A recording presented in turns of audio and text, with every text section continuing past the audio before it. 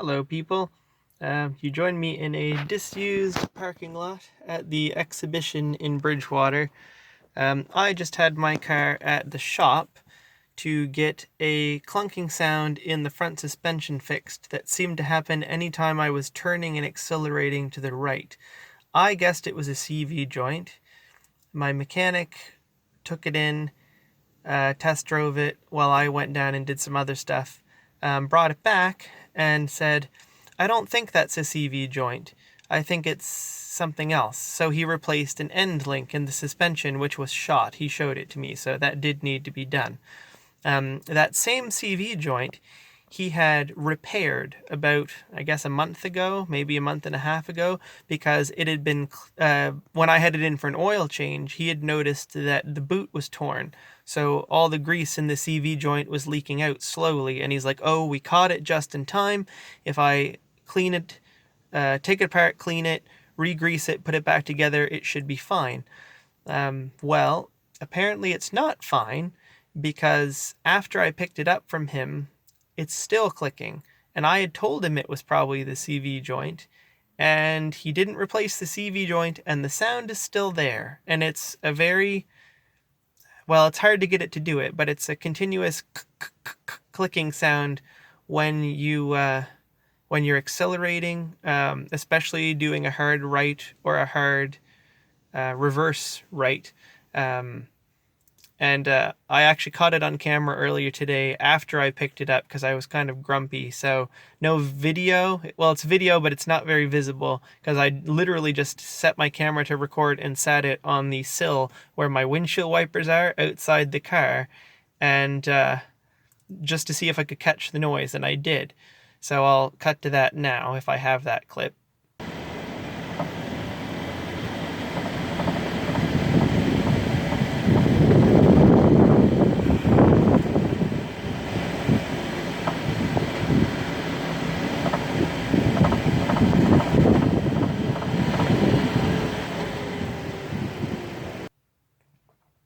So anyway, I'm now sitting around waiting for my undercoating appointment, which will be in about another hour.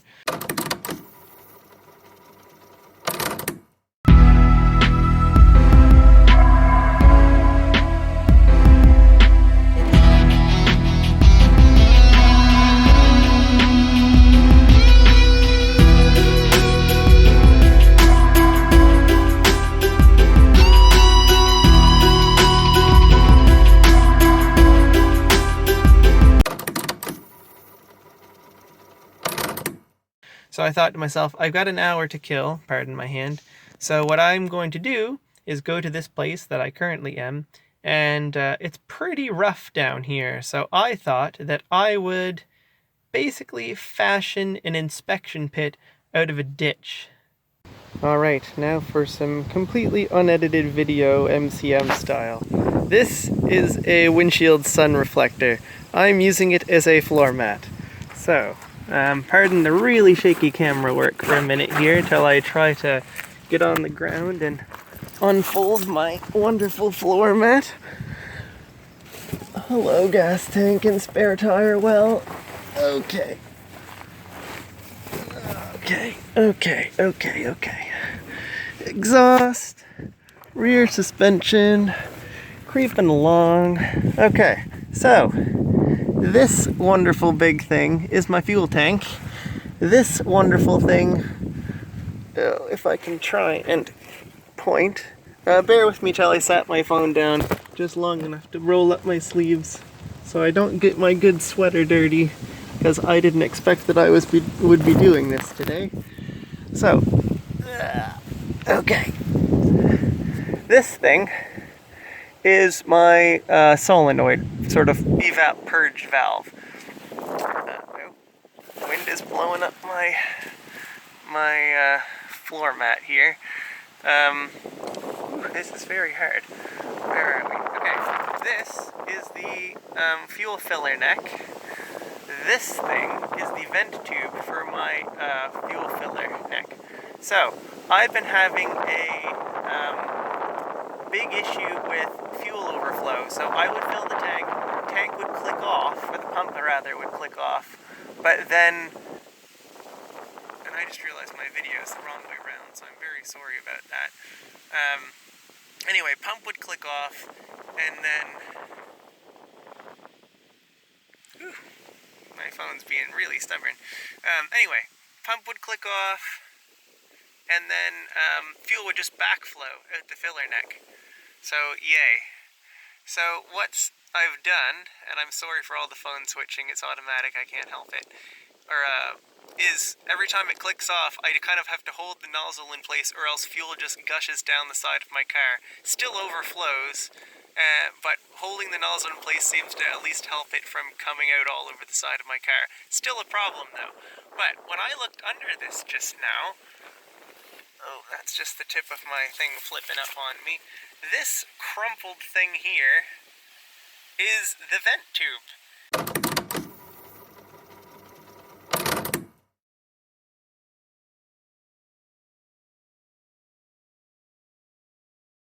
And I don't know about you, but I don't think it's supposed to be, A, this loose, because if I reach in here past this pressure sensor, look how loose this is. Sorry about that, had to restart the video. So look how flappy and loose this is. It's like, I don't even know if that's attached. It's also kinked to all hell right here, which could explain why the air from my tank isn't properly venting out the fuel filler neck when I fill it.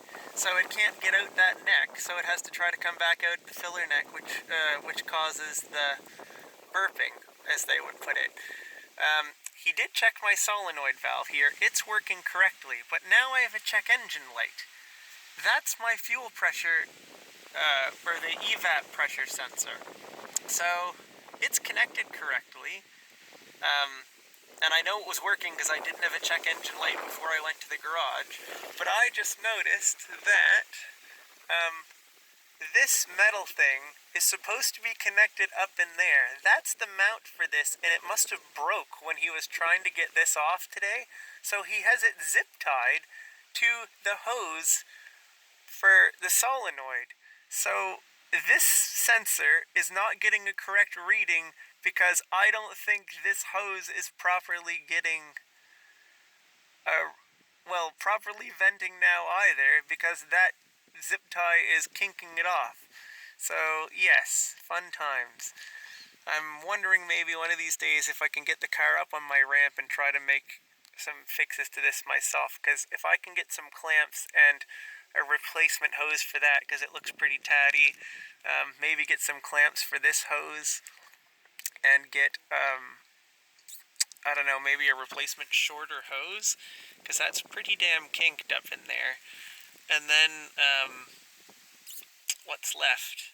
Yeah, try to figure out some better way of mounting that stupid thing that's now broken off, because zip tying it to this, which already has its own broken thing, because there's supposed to be one of these on either side that holds this in, yes, everything is just right under here.